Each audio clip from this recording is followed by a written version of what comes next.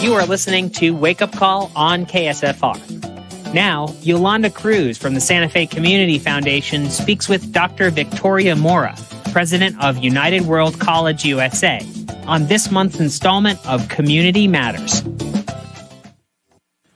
Good morning.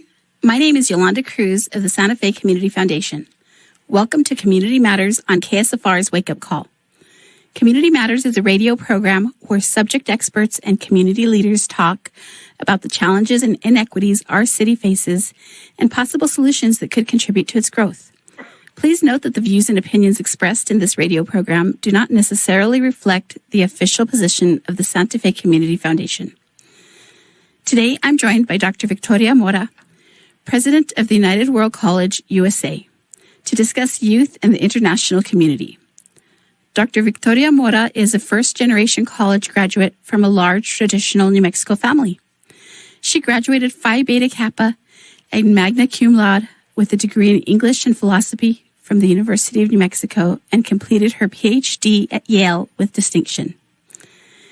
Before becoming president of UWC-USA, Victoria worked at St. John's College as a tutor, academic dean, vice president for advancement, and Senior Vice President for Development and Alumni Relations. Most recently, she was invited to become a member of the New Mexico chapter of the International Women's Forum, which is a network of women's leaders committed to advancing women's leadership globally and locally. Welcome. Thank you, Yolanda. Thanks for having me.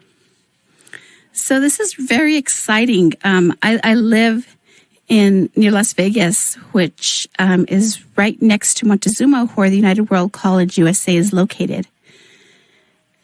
And yes, and you're being modest. You're also one of our getaway parents, and I just want to say thank you to you and all of the getaway parents who host our students when they need to get away from campus and live a little bit of New Mexico family life.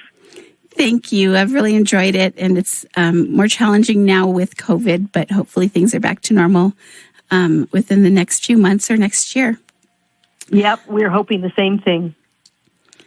So I see that you are from New Mexico, and it's really exciting to have somebody from New Mexico back here leading this international school. Well, thank you. It's really exciting for me as well. Can you tell me a little bit about the mission and purpose of the school?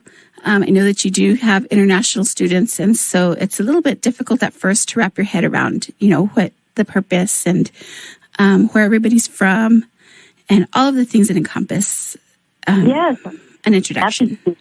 Yeah, I'm happy to.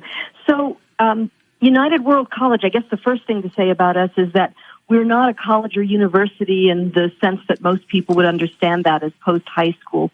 We're actually a 2-year school, 11th and 12th, or 12th and 13th year for our students. And the name United World College comes from its origins in Europe, where a college is that last part of high school before university.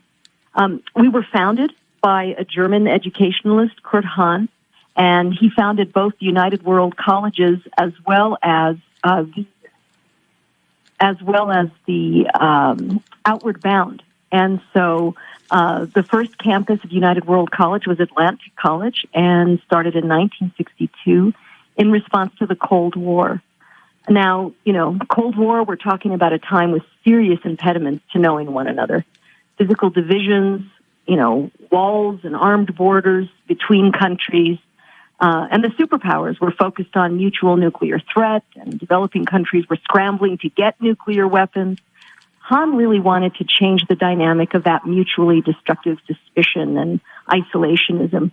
And his thinking was that if you brought youth together to build relationships before their prejudices had a real chance to solidify, that it might be the first step toward international and intercultural understanding. So international and intercultural understanding, these were his very first interests for the power of education. And he saw young people as the best hope for that future. And he saw young people, therefore, as the best hope for peace and the sustainable future. So how long has the United World College USA been here? We've been here since 1982. And we were founded in the same year as the campus in Italy, and I guess we were the fifth and sixth, or campuses in the movement. And then since then, it's grown to 18 campuses worldwide. That's amazing. And I know that you have international students, so they range in age from probably 16 to about 19? They do. Sometimes they're just a little bit older if they're students who are coming from a refugee or conflict zone background, but primarily it's kind of 16 to 19, yes. And how many students are here in New Mexico with us at your school? So typically we are somewhere around 225 to 235 students. And we've got right around 220, I guess it's 220 right now as a function of COVID. But we actually were able to open and to have an in-person learning experience for our students, which has been absolutely incredible. And we're just so grateful that, that Las Vegas and Montezuma and northern New Mexico made it possible for us to do that. That's wonderful. And can you tell me how many countries are represented at your school? And I know that varies. Sorry. Yeah, it varies. Typically, it's 85 countries or more in any given year, with usually about 125 languages spoken on the campus. Our classes are in English, but our students speak multiple languages among them. Wow. Yeah. It's hard to even fathom that. I have been privileged to be on campus numerous times pre-COVID and to witness a little bit of the diversity of students and get to visit and talk with not only my getaway students, but other students on campus. And I've also seen them get involved in our community, which is really wonderful to see that level of engagement and support. Yeah, one of the things that we really encourage our students to understand is that, if you want to make a positive difference in the world, you can get very bogged down with worrying about the whole world and what's happening, continents away. And that's reasonable, and we all should be worried because the world is interconnected in ways it never has been before.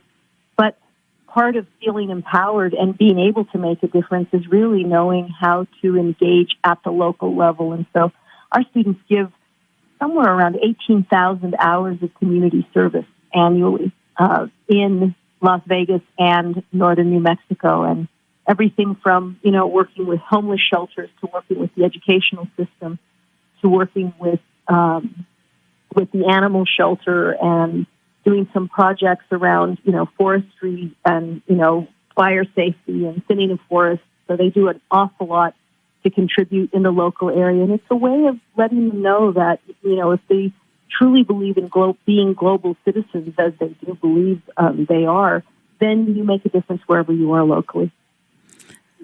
That's wonderful. It's just really amazing, again, to hear all of the things that they take part in. They also have a very rigorous academic schedule. They do. So our students all pursue the International Baccalaureate. It's an internationally recognized high school diploma. And, that prepares them in a very broad way, in a kind of liberal arts curriculum and sciences curriculum. And so that is their academic focus. At the same time, they're learning experientially in a number of programs that are kind of signature programs of the USA campus of United World College, and that includes our wilderness program, our constructive engagement of conflict program, sustainability, and arts and culture understood as a kind of bridge across differences. So you do a really good job of taking, these very young students, bringing them, many of them from countries that are very far away, some from, the United States. And I know that you even have students here from the Mora area, which is very close. Yes. But bringing them in to learn about global issues and how to make a difference in that, while also not making it too heavy for their young, minds to grasp, right? How do you balance all of that? Yeah, no, that's a great question. And, when we talk about United World College, of course, we talk about it at kind of meta level and all of the ways in which we're encouraging students to think, to discuss, and frankly, to live across the divides that differences can often, affect. And yet, they're also teens, and they're just making friends and going to class and participating in extra, curricular activities.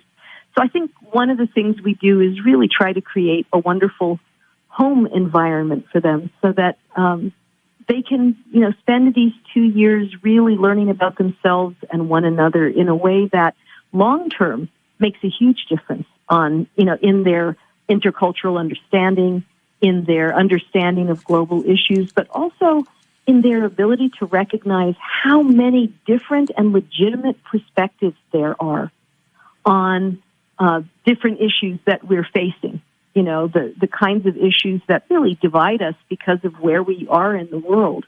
Divides from the impact of climate change, divides because of income inequality and differences in standards of living and differences in treatment of human beings based on race or other kinds of identities that are marginalized in various societies, and divides, that come from access or lack of access to technology and, political interventions, of one country into another, and the divides that are created in perspectives on kind of world historical issues or issues that are right in front of us today. All of that, they're engaging as part of just who they live with and how they look at things because of where they come from and what their experience has been to date. So that's all happening, and yet they're also just being young and figuring things out and trying to navigate what it means to get out of their comfort zone and not simply accept their kind of siloed bubble, version of the world.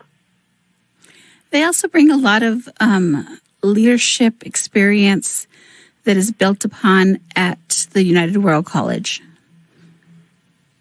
How are some ways that you support that leadership growth? Yeah, so much of what we do is really in partnership with our students.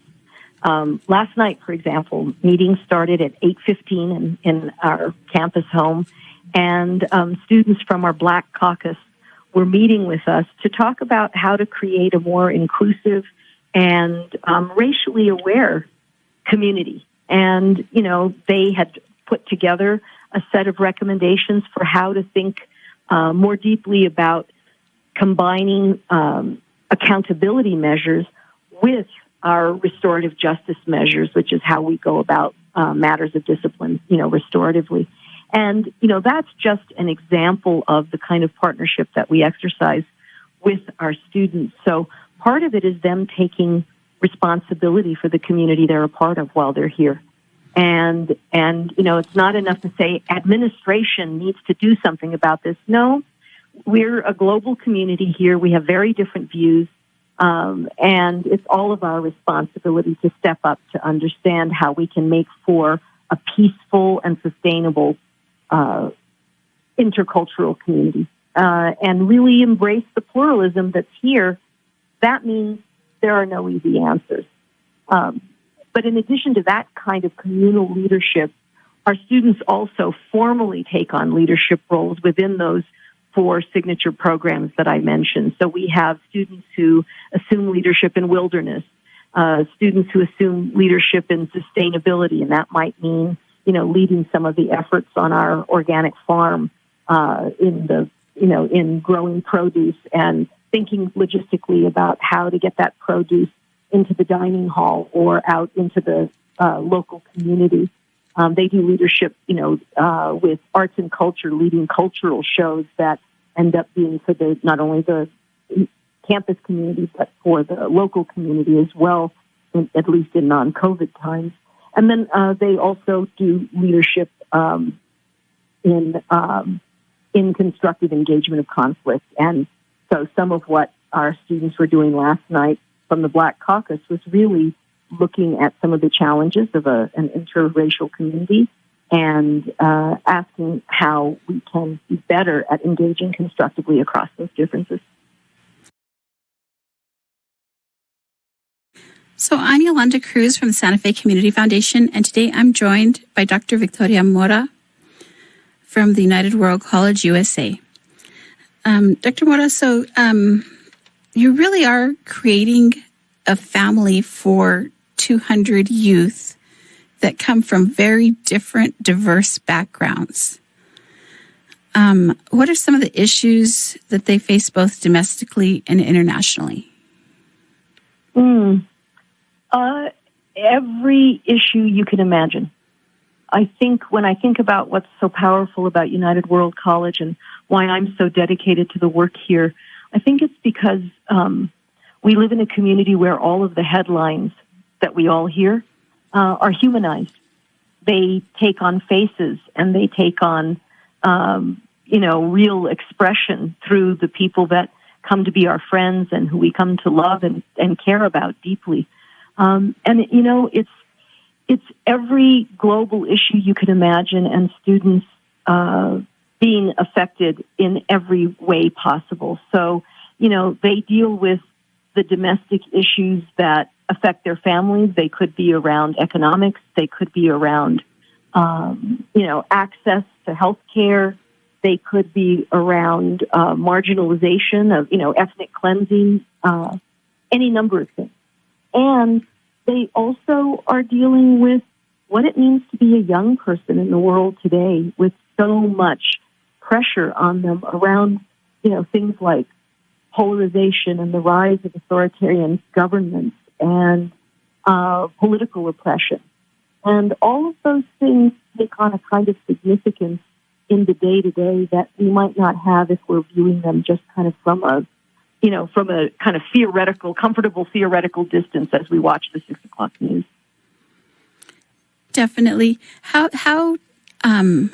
does the United World College prepare the youth for going back to their homes once they graduate, and what do they take back with them?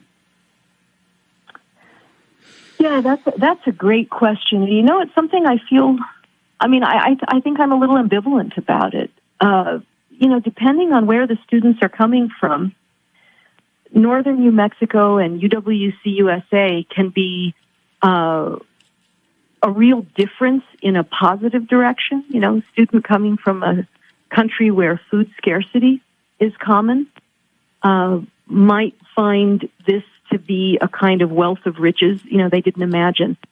A student coming from a much wealthier area or social or economic class, even, another state in the United States, might come and find, this part of the world, really challenging in other ways. And so I think what they take back with them, no matter where they come from, is an experience of otherness, something other than they were familiar with, and an experience of the diversity of people and perspectives on any one thing that they're dealing with or thinking about or struggling through. And that leaves them with much broader minds, with a much deeper way to think about the world. And I think it also leaves them with a level of character development that they build on for the rest of our lives. I know when I meet our alumni, they are truly global in their thinking, and they have developed a kind of compassion and empathy that they lead with when they meet others and when they tackle difficult issues, be it in their workplace or in their community. And so I think that's what they take with them, a kind of experience that doesn't allow them anymore to live in bubbles, and in echo chambers where they only hear what they already know and believe. That is really amazing to think about youth 16, 17, 18 years old being instilled with these values and learning so much about the world around them. One of the experiences that I really enjoy, and again, this is pre-COVID, and hopefully post-COVID it will return, is the celebrations that are held on campus, and to be able to really see that the youth, the students are provided space to celebrate their traditions and their cultures as others learn about those. But they also balance those with different skits or poetry or short films about some of the very heavy issues that they're facing at home, whether they be violence, violence from government, biases, those types of things. So, again, that awareness and education is brought also to the community of Las Vegas, or people attending that. Yes. And that's really important, too. One of the things I know, being from New Mexico, so many of our New Mexicans aren't likely to travel, the globe and to go to the countries that these students represent. And few people ever get to visit as many countries as converge right here in Montezuma. And when our students share that experience and share their worlds and their perspectives on the world because of where they come from and what their experience has been, it really gives a kind of window into the world for northern New Mexico. And I especially love to see that when our youth from northern New Mexico, from the Las Vegas community and from Mora, come around and get to have that window on the world, because no matter where we live, it's so important to recognize that the local issues that we deal with are also global issues, and vice versa. And I think we're always emphasizing that interplay between the local and the global. And the more we recognize that our own, local choices, be they, at the city level, at the state level, or at the level of our country's politics and decisions, the more we recognize that what we do actually has an impact on the whole world, the more I think we start to recover some of that sense of the importance of the common good and acting in service of the common good. And that's surely part of what our mission is in making education a force for peace and a sustainable future. Well, you're definitely doing a great job with that. And you did mention at the beginning of the show that I'm a getaway parent. And so I just want to mention some of the countries and locations that the students are from that I've hosted, if that's okay. So just some of the places are Bhutan, the West Indies, Hong Kong, the Bahamas, Macedonia, Florida, Egypt, Washington State, California, Colombia, Mexico, Northern Ireland, Switzerland, and Japan. And so if you can imagine, having a car with a few kids from these different places and just, being able to converse with them, that's something that's really unique. And even if you don't get a chance to travel, as you said, to all of these countries, just being able to learn from them and to talk to them and to show them a little bit about our culture here in northern New Mexico as well is really an amazing experience. So thank you for providing that space to share with students.